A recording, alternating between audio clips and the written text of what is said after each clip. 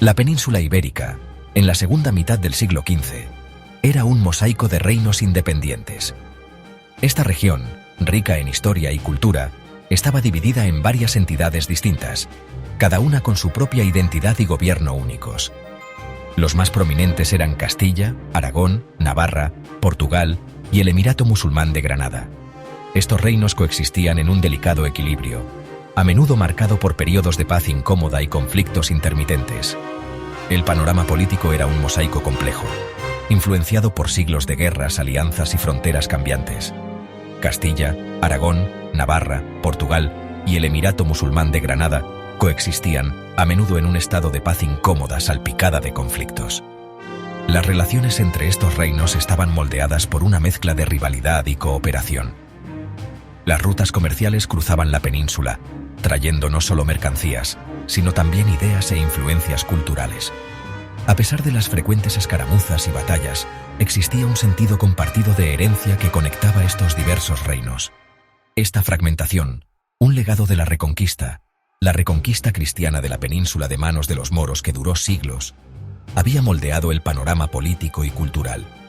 La Reconquista no fue solo una serie de campañas militares, fue un período transformador que redefinió la identidad de la península ibérica. Los reinos cristianos expandieron gradualmente sus territorios, empujando a los gobernantes musulmanes hacia el sur, hasta que solo Granada permaneció como el último bastión musulmán a finales del siglo XV. Cada reino poseía sus propias leyes, costumbres y dialectos, lo que contribuía a un sentido de identidad distintiva. Los sistemas legales variaban ampliamente, reflejando las diversas influencias históricas y tradiciones locales.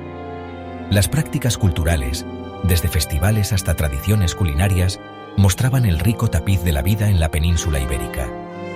Los dialectos e idiomas, incluyendo el castellano, el catalán, el gallego y otros, enfatizaban aún más las diferencias regionales y el vibrante mosaico cultural de la época. En medio de este telón de fondo de división, las semillas de una poderosa unión se sembraron con el matrimonio de Isabel I de Castilla y Fernando II de Aragón. Esta unión, a menudo referida como los Reyes Católicos, marcó el comienzo de una nueva era. Su matrimonio en 1469 no fue solo una alianza personal, sino una maniobra estratégica que sentó las bases para la eventual unificación de España. Juntos, trabajaron para consolidar sus reinos, centralizar el poder y fomentar un sentido de identidad nacional que allanaría el camino para el surgimiento de un reino español unificado.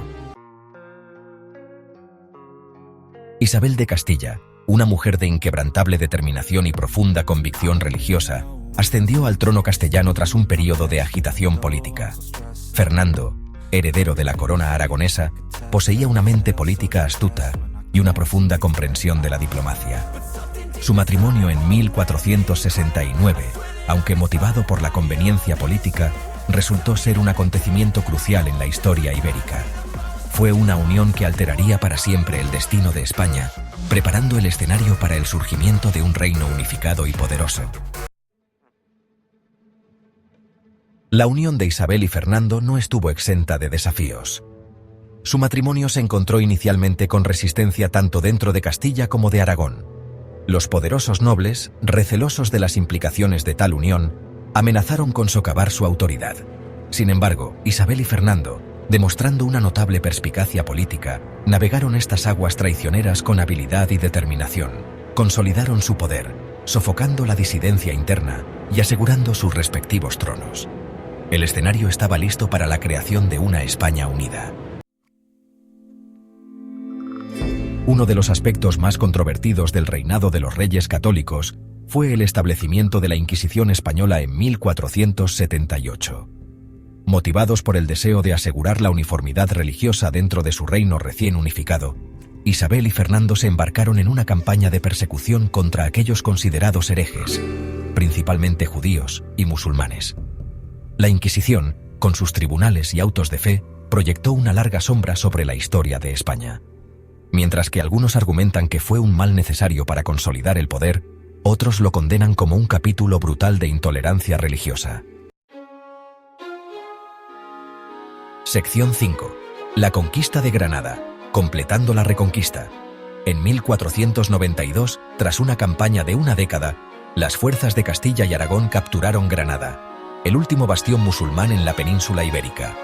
Este monumental acontecimiento fue el resultado de años de planificación estratégica, alianzas y esfuerzos militares implacables.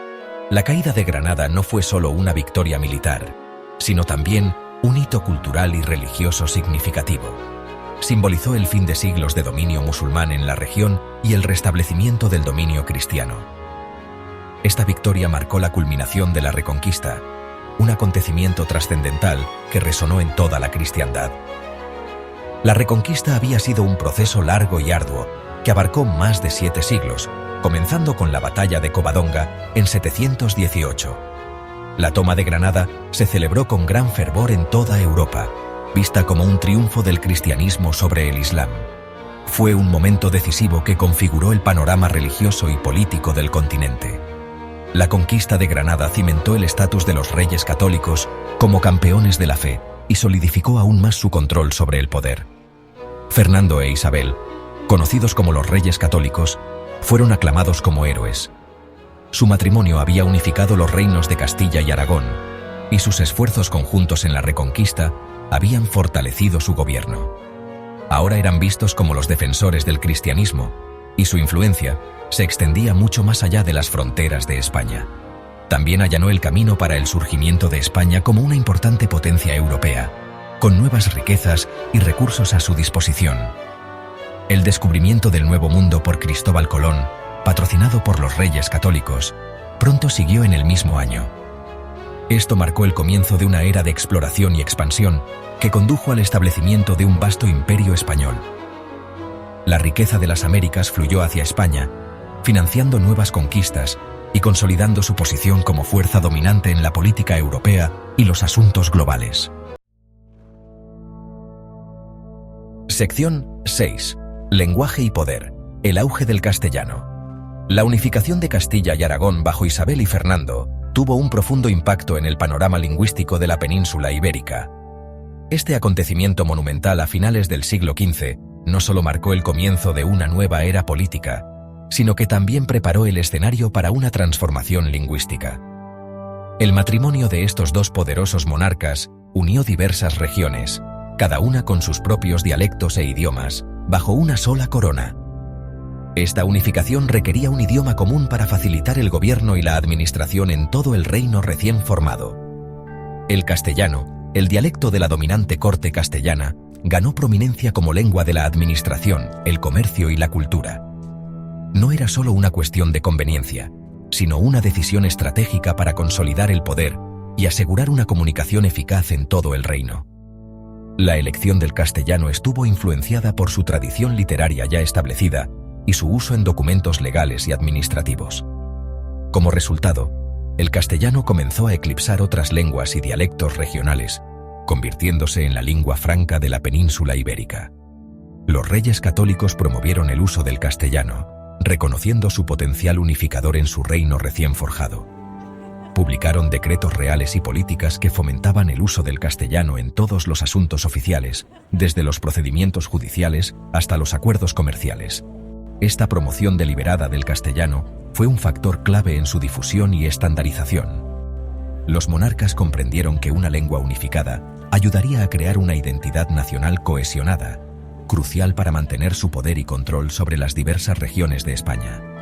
Este patrocinio real jugó un papel significativo en la evolución del castellano hacia el español que conocemos hoy, dando forma a su vocabulario, gramática y pronunciación.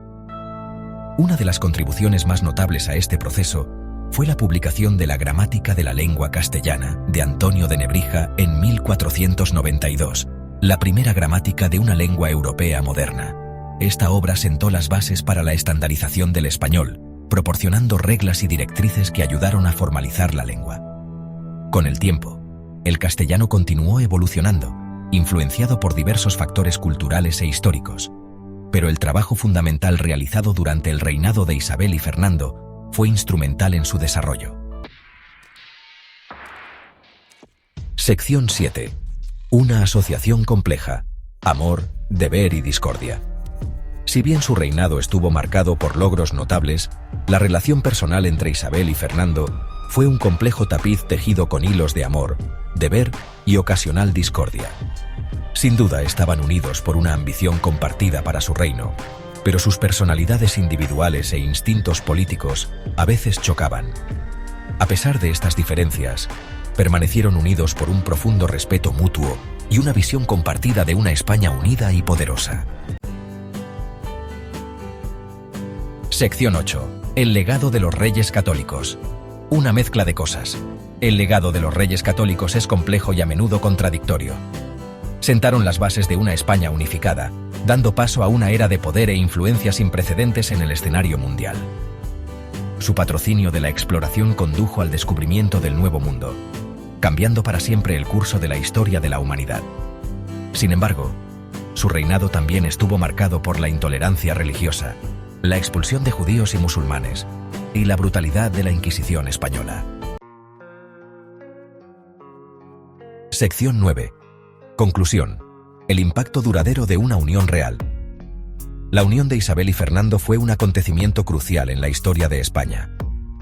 Su reinado presenció el surgimiento de España como una importante potencia europea, una posición que mantendría durante siglos. Su legado, aunque empañado por las sombras de la persecución religiosa, continúa configurando el panorama cultural y lingüístico de la España actual. Los Reyes Católicos, a través de su ambición, determinación e inquebrantable creencia en su destino, dejaron una huella imborrable en los anales de la historia.